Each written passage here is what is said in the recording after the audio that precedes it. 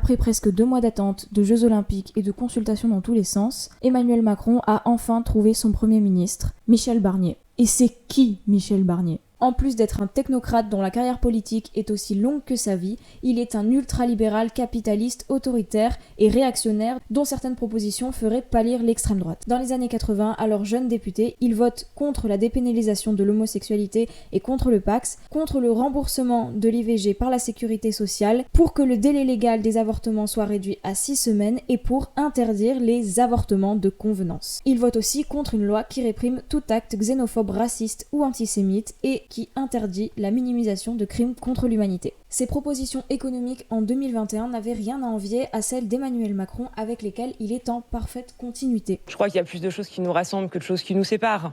Il parle alors d'une surtaxation des salaires et d'une culture de l'assistanat en France.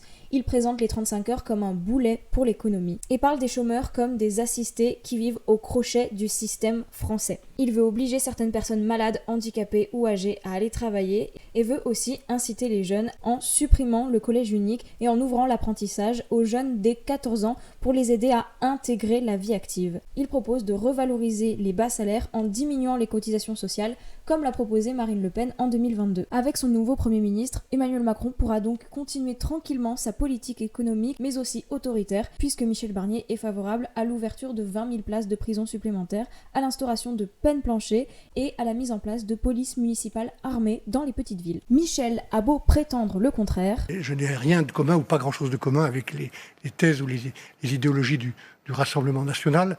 Il est aussi un marchepied et un allié pour l'extrême droite. Marion Maréchal lui a d'ailleurs demandé de respecter les promesses qu'il avait tenues en 2021 sur les questions d'immigration. Pourquoi un moratoire ? Parce qu'il faut donner un coup d'arrêt immédiat à un certain nombre de flux et même à tous les flux. Une série de règlements sur des sujets comme le regroupement familial que nous limiterons drastiquement. Nous stopperons immédiatement toutes les régularisations massives de sans-papiers. Les expulsions qui doivent être facilitées, l'aide médicale d'État qui sera supprimée. D'ailleurs, si la gauche parlementaire a annoncé vouloir censurer le gouvernement de Michel Barnier, l'extrême droite de son côté a dit qu'elle attendait d'être convaincue par le nouveau Premier ministre. Barnier semble répondre au moins au premier critère que nous avions réclamé, c'est-à-dire un homme qui soit respectueux des différentes forces politiques et capable de pouvoir s'adresser au Rassemblement national. Avec la nomination de Michel Barnier, Macron acte pour de bon l'alliance entre sa politique ultralibérale et l'extrême droite réactionnaire et xénophobe de Marine Le Pen.